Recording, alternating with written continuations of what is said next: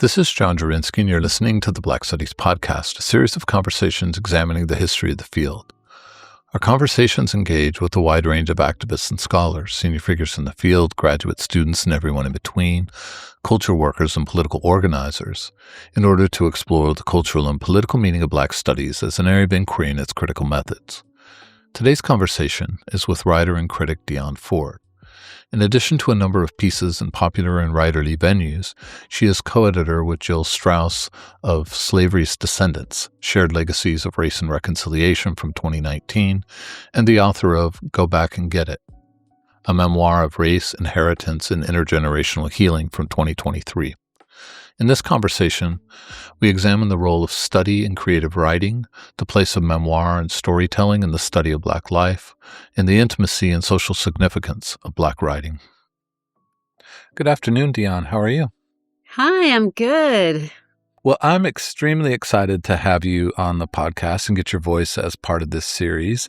As I was saying before I hit record, we've been making a real effort to get more writers and artists on the podcast and really trying to move away from that idea of the podcast featuring people who talk about arts and culture and also talk about creatives making the arts and culture that we have in our classrooms. And so you're going to be a really fantastic contribution to that part of this series. And so I appreciate your time and thoughtfulness, and I'm really excited to have that perspective and hear about you, how you think about writing, how you think about your writing, and how you came to this kind of work. So welcome to the Black Studies Podcast.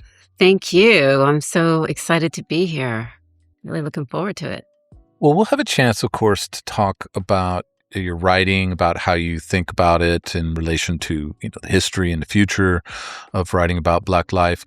But I wanted to start really with the more personal question and ask you, what were those formative experiences for you, whether they're childhood, communal, political, educational experiences that pulled Black life and writing together for you, that made you want to be a writer concerned with Black life?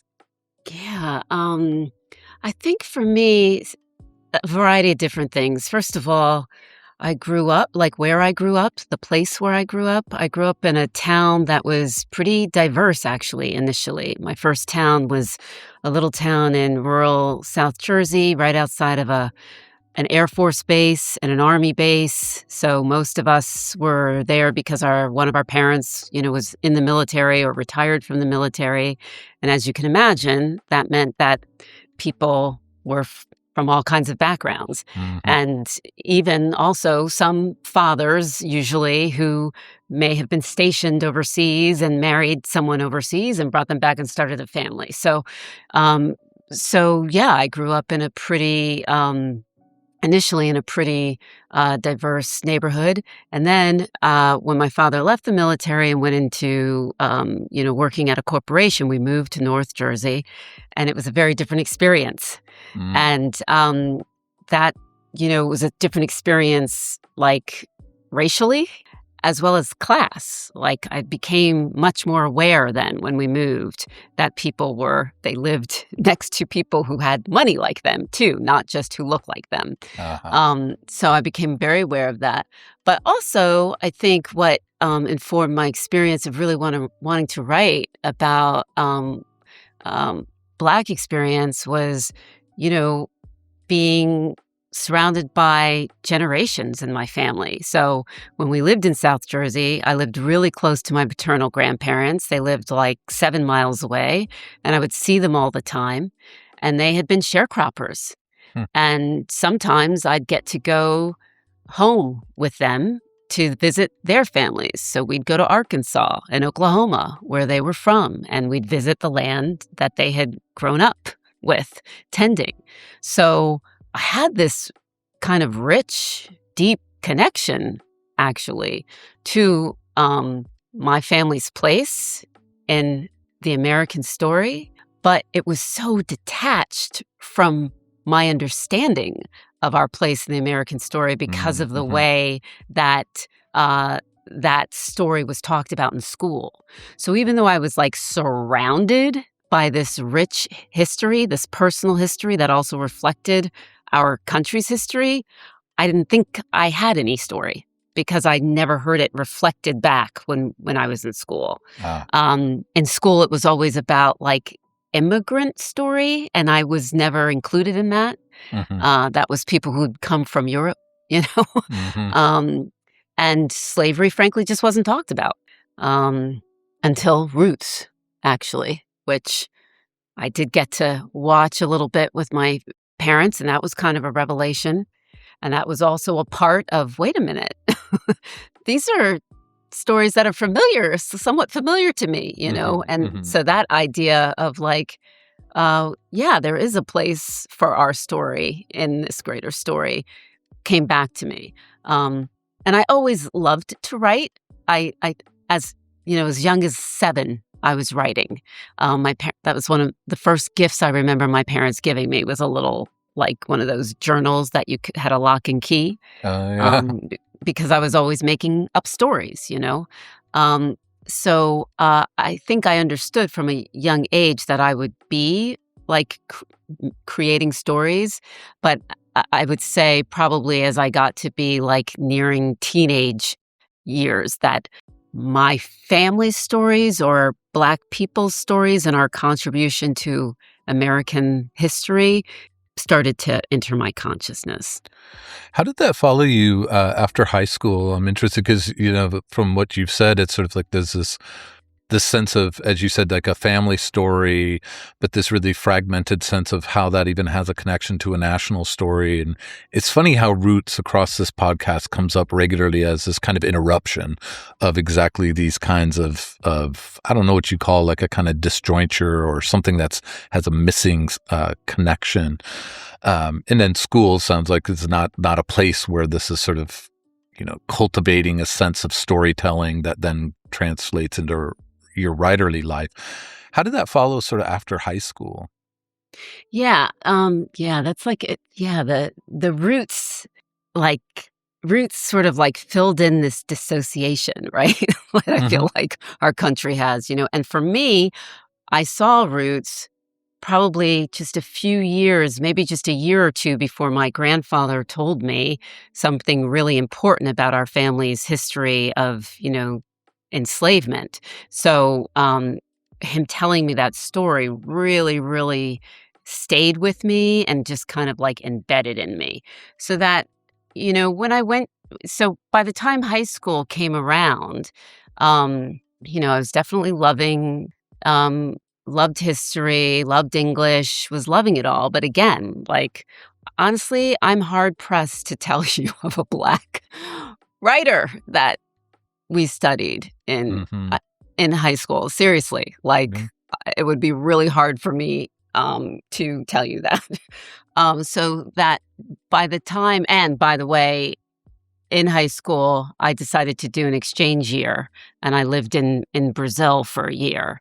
Oh, wow. And that even kind of furthered for me, like intensified this sort of need, this Hmm. Hmm. thirst, um, because it was just, their history of enslavement is similar, but even more impactful. They enslaved the most people in the Americas, so Hmm. it was even I was surrounded by it even more, and it was also even just as silent, you know?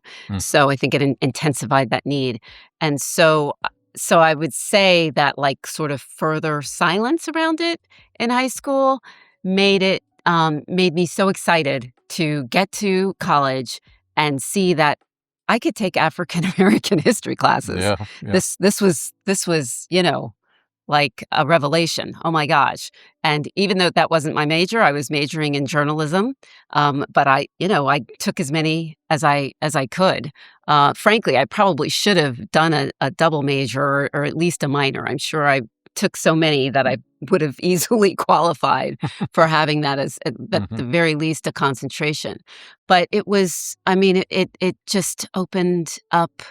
It was like I'd been in this desert for a really Hmm. long Hmm. time, and now the rain was coming, you know? I felt so satisfied and also so excited to learn more. introduced to Henry Louis Gates Jr. there in an African American history class, and to the slave narratives, which I had never heard of, and in college. And so this idea that I could then maybe connect my major of journalism with this personal urge to tell my family's story in connection with American history, it started to become like a real thing for me, that this was possible. And for me, it felt like necessary. So, I mean, I love this imagery of the desert and it raining, and also you use thirst, so that sense of parched and thirst, and something that gives sustenance, and how then classrooms become that. I mean, that's, we're both educators as well as writers, and that sense that that's the classroom has that kind of ability to renew, or even just to give some sort of life to this absence, to this silence, to this desert. I mean, it's terrifying and terrible when that's necessary, but at the same time, I mean, I always think that's part of the magic of education at every stage, is this possibility of this really transformative intervention, like at the existential level, like how people understand, because the way you put it there was like the sense that this story needed to be told, right? And then it's like, oh, well, here's another way to sort of get a wide sense of the history that the story is a part of. I really love that way you put that together. Yeah, it was, and just when you're saying that, I'm realizing like the first place I was experiencing that like absence, school, was then the place that filled the absence too, was school. So, yeah. Well, thinking about, classrooms and books and their sort of impact, in this case of your own personal narrative, how you sort of come to think about stories, history, and storytelling. I'm interested in your writing process as you practice it now, what the role of study is. So I was thinking about this because you sent the questions over earlier, and I was thinking about what to say about this. So study is super, super important. Like I said, journalism background, and I feel like my job as a journalist was try to like become like a mini expert on whatever it is that I need Interesting. to Yeah. convey. So obviously I'm not going to be the expert. I talk to the experts, but that's, part of my job then is to contextualize, absorb, convey what the experts say, what's out there, and give it back to the reader in a way that is digestible, and that they can understand. And also to just also get many perspectives, not just the one that sort of presents my case, but, as many of the perspectives that are out there. So study for me is really important. And it's often, I don't want to say it's always the first way that I come to a story. There is usually some personal connection initially that brings me to a story. But then it's the second place that I go, because I, intuitively, when I've experienced something and it's very meaningful to me, I want to know if other people have. And if they have, I want to know what there is out there that there is to say about whatever this phenomena is, and how people historically maybe have dealt with it or not dealt with it. What is the, scholarship around it? Yeah. So I think study is, for me, really, really important. And also, well, maybe I'm being a little bit redundant, but the variety of study, like, so not just necessarily academic, but, for me, I was dealing with, enslaved people. So it's really important to, as much as possible, connect with people's oral history, So really considering the breadth of research and study and what that is, and that it's beyond perhaps what is archived in academia.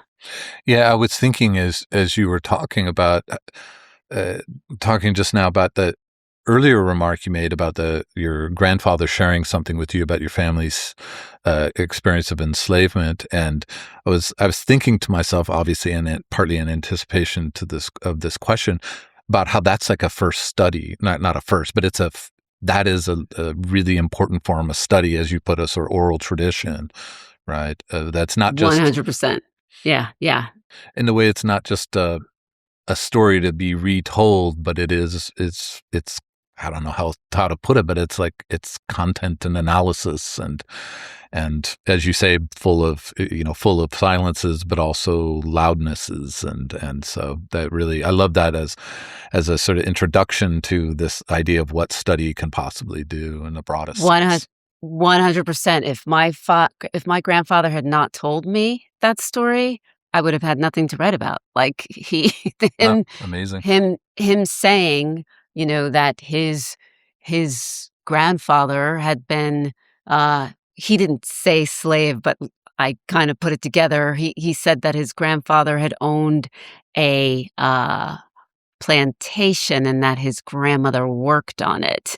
And, I kind of knew enough about Mississippi at the time period that he was talking about to intuit he might have been saying that, Mm-hmm. his grandfather was an enslaver and that his grandmother was one of the people he enslaved. And sure enough, later, I was able to verify that that was indeed the case. But yes, absolutely. His story, him sitting with me in our kitchen, one summer day and telling me this, that was, yes, absolutely the beginning of our family, of our archive, where I was able to begin to jump off of the story and learn more about it and, write about it.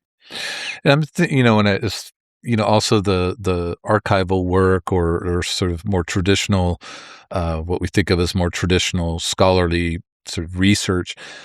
I just like as an anecdote, I remember, I mean, this was a learning point for me as an intellectual. I was a colleague of Alex Cheese when we were both at Amherst College, and I used to always see him at the library, and he just had this stack of books, and I'm like, "What are you reading?"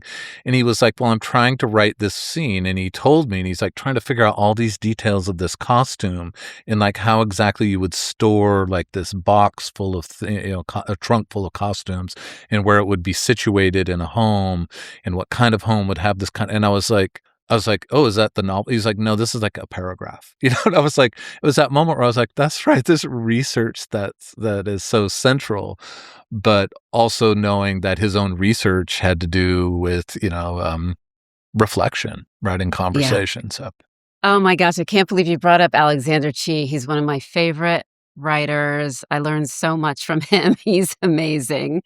And that was probably for Queen of the Queen of the Night, yeah. Queen of the Night. Yeah, yeah. Yeah. Amazing. No, he's not only a great writer, but he's actually a fantastic human being too. So, Yeah, he seems it. Yeah, he if for seems some it. reason you listen to this, Alex, I miss those days at Amherst Coffee, eating oysters and early cocktails and all that. Well, let me not turn this into a Alex Chi love fest or Although sci-fi. it can be an Alex Chee appreciation podcast for sure. He is very beloved and lovable, for sure. Yes. Well, let me ask about your writing, sort of taking a broad view of it. What do you think your current work or your work as a writer wants or hopes to say about Black life? Yeah, it seems like, man, when I was reading this question, I was like, wow, that's very deep. And will I be able to reflect on this in any kind of eloquent way? But Well, hopefully it you're the does. one to answer it. I mean, I, critics and readers will maybe have a theory, but why not start with you? so I feel like I'm always circling around, whether it's in memoir or whether it's in fiction, this idea of everyday people adding something essential to the populace, to just trying to not elevate humanity, but push it along, progress. Mm-hmm. And so I do feel like that's where I'm always called to. I'm not exactly I feel like oftentimes we are very interested in how the extraordinary people contribute. Yeah. But I find real depth and fulfillment from looking at how just ordinary people Mm-hmm. manage to survive extraordinary circumstances. And so I think that was what really drew me to wanting to write about my great great grandmother, as an enslaved woman in Mississippi who was able to somehow live to be over 100 years old. I think that's remarkable during these, really critical transitions in American Mm-hmm. history. And the project I'm working on now, I feel like is very similar. It's fiction, but I feel like it's also looking at just regular folks trying to straddle, history's crazy roller coaster ride, and remained intact, not just physically but emotionally. So I think that's where I'm called often, is to look at how just like regular folk manage to survive and sometimes really even thrive and elevate themselves during um, traumatic and difficult circumstances. So, sort of broadening that even a little bit historically, how do you see your interests in this what you're doing with your writerly practice? How do you see it in the history of writing about Black life? So, where do you think it fits? But also, what boundaries do you think it pushes, or what sort of new horizons do you see it opening up? So I think I don't know. I feel like it's not always that sexy to write about ordinary people, you know what I Yeah. mean? Or and I want it to be. I mean, most of us are ordinary folk. Hmm. And to me, like being able to connect with people who perhaps we have no, foundational thing in common with, um, is pretty uplifting to me. So yeah, I think I also feel like sometimes like Black writers can be a little bit backed into what we're allowed to write about or what we're supposed to want to care about. Hmm. And I kind of feel like F that. Like a part of being a Black person is having very individual experiences. And so I want that to be a part of the Black experience, like how unique each of us are. There are as many Black experiences as there are Black people. So I feel like I really want nothing to be off limits for what we can explore and care deeply about and want to write Mm-hmm. about. Um, so I think that somehow also connects to what I'm saying about ordinariness. I feel like, there's a lot of room and even expectation when it comes to white writers to write about the mundane, Mm-hmm. that Hmm. that's like okay and celebrated.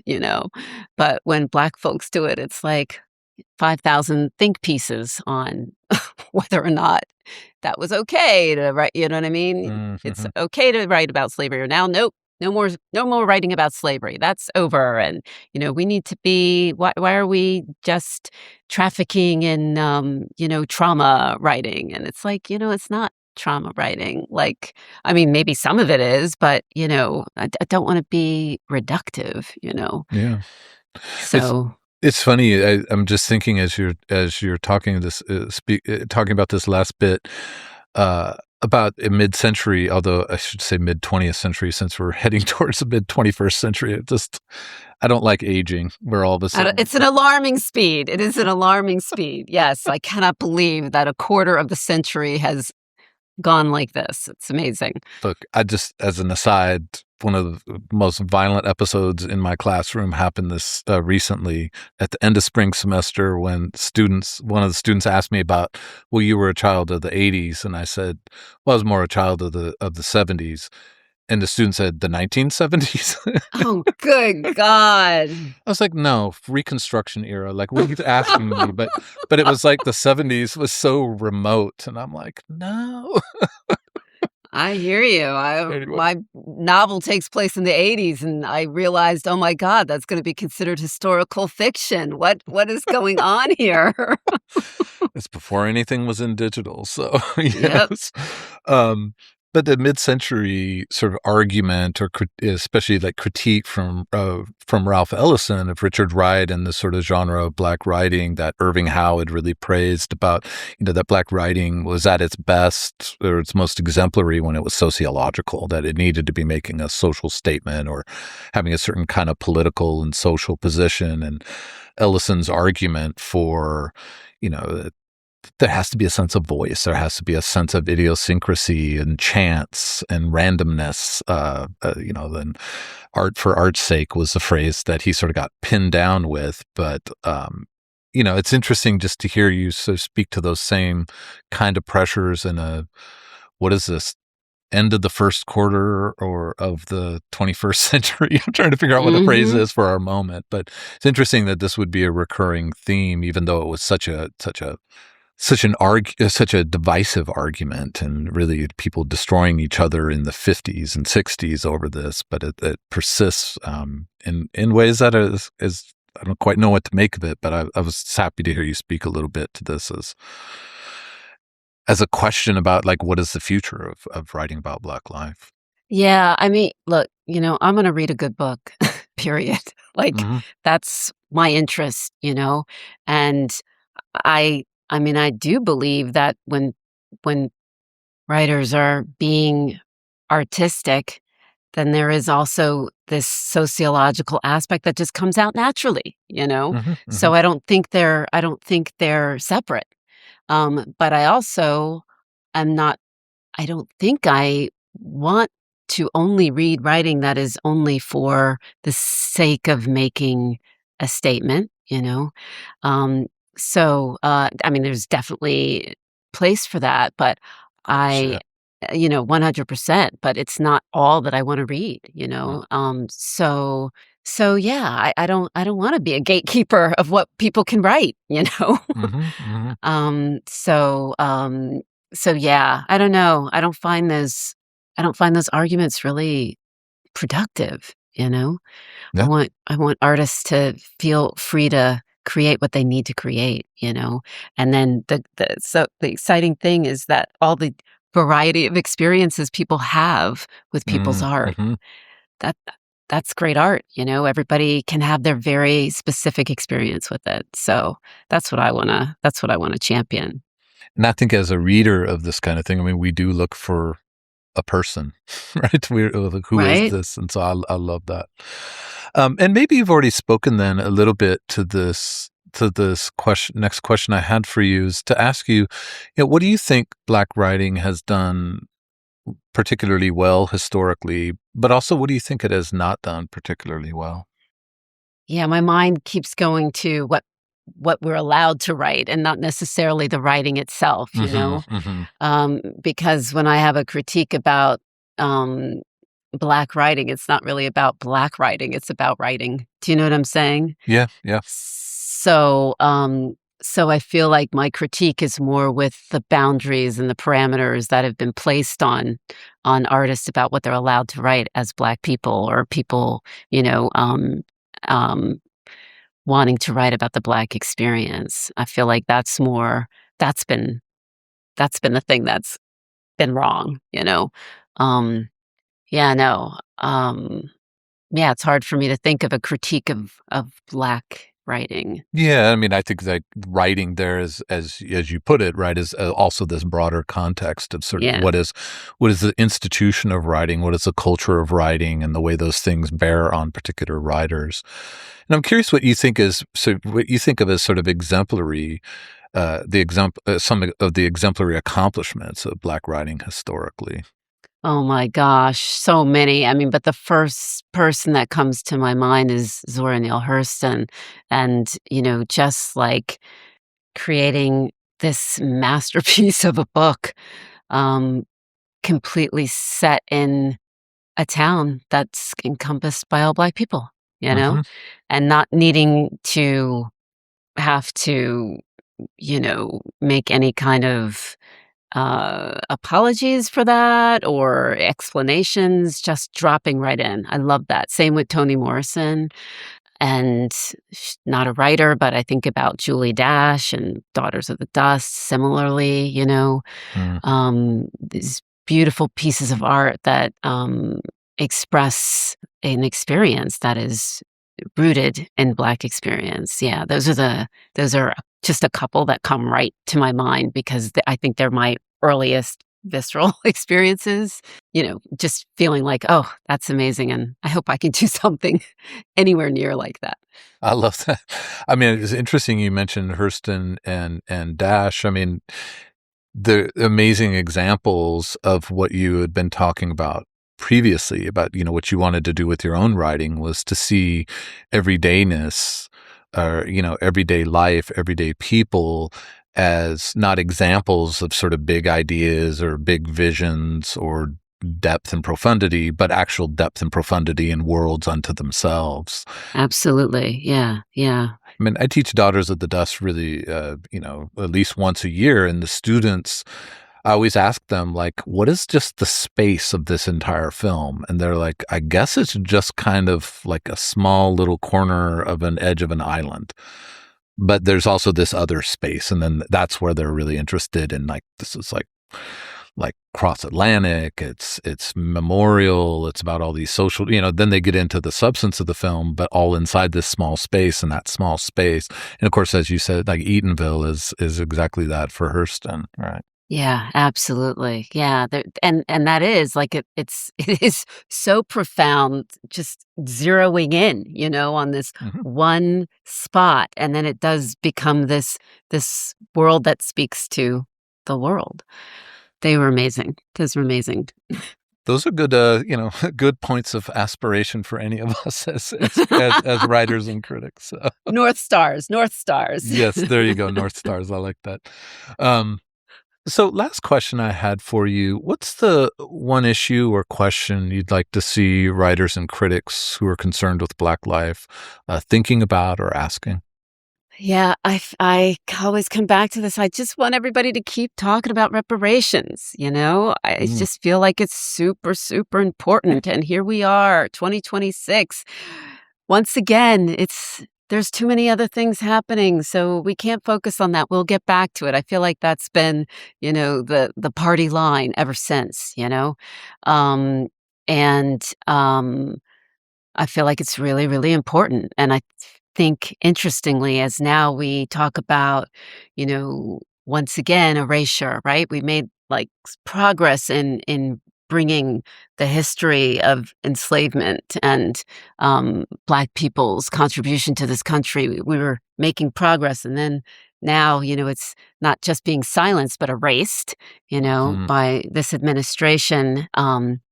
And it's, the cyclical story, just like, after slavery ended, and we had this little time period where we were beginning to make progress. And then, once again, all these, black codes and laws to put us put us back again. So I don't know. I feel like it's so, so important, so long overdue. And, generational wealth is real, and Yeah. we still don't have it, because of this basic denial that is still, in my opinion, just not taken seriously. It's just not taken seriously. So I would love for that to be a rallying point, and I feel like it's also very connected to the issues that people are talking about with AI. And I think Pope Leo in his encyclical, I think he kind of eloquently made that connection between AI and slavery by, apologizing for the Catholic Church's role in slavery and making the connection Hmm. uh, of AI as, modern day technological slavery.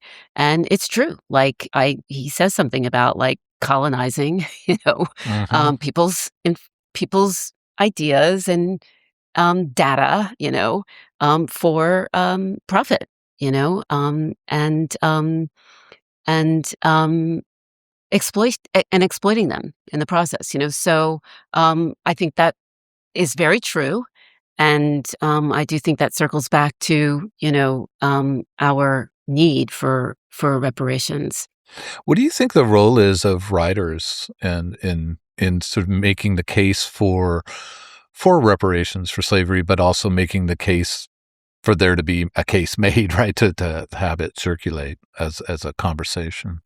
Yeah, I mean, I'm the one who just said, like, you shouldn't write just for for the social, sake, but You did say there's a time and I place just for it, so but the right? And yeah. I do feel like it's now, and, obviously everyone is not going to be able to do it or be called to do it, but I guess I just am wanting to, like, lift up people who are feeling called to do it, and hoping that those projects are are being, lifted up and spotlit, and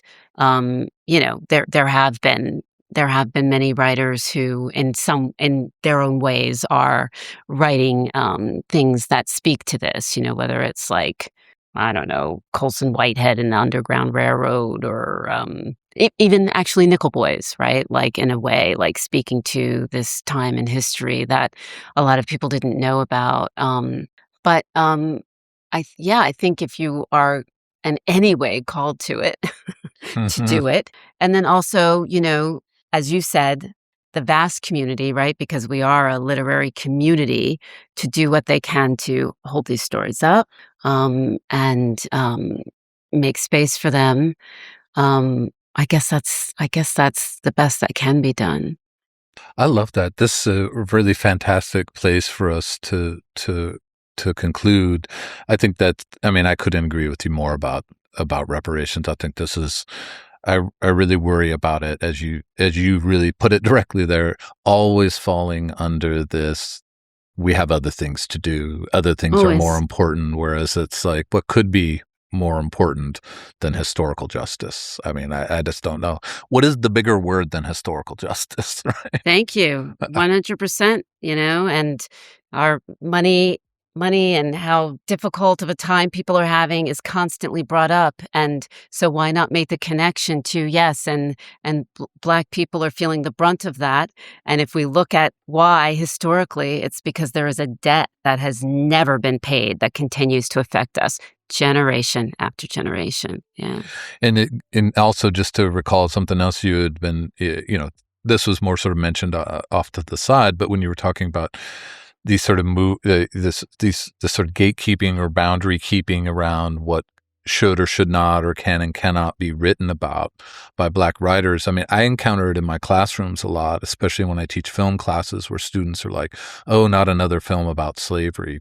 Yeah. And it's kind of interesting to me because when I always ask, because I'm kind of an asshole like this, I was like, well, how many films were there? And then come up with like three or four. And Yep. I'm like, this thing, like, this took place for like centuries. Like, is that enough to cover centuries? But also, when you were talking just now, it made me think, like, in that moment of follow up, because I'm not actually just being an asshole. I actually think these are important things to talk about in a classroom. But, what Absolutely. does it mean to have had any number of films about slavery? And the idea of there needing to be a justice movement for the centuries long atrocity has no footing, or so little Yes. footing. I mean, maybe then it's like there needs to be more or different writing and creativity around it. So Yeah, no, absolutely. Yeah. I applaud the I don't think it's an asshole question. I applaud the critical thinking question, right? Like, I think they're always like, how dare you follow up on my retweet? And I'm like, that's what a classroom is following up on your retweets. So. I love it. Well, Dionne, this has been fantastic. I'm so glad that you made the time for this conversation and that this is going to be a part of the series. But really, thank you for your thoughtfulness about writing, but also the really deep ethical and political companion piece to creative work. I think you've just presented that so clearly and in such interesting terms. There's so much to think about in this conversation, and we're really lucky to have it in the series. So thank you. Well, thank you. It means a lot to me to be asked, really. I really appreciate it. All right. Well, you have a great rest of your day. Thank you. You too. All right. Bye bye. Bye.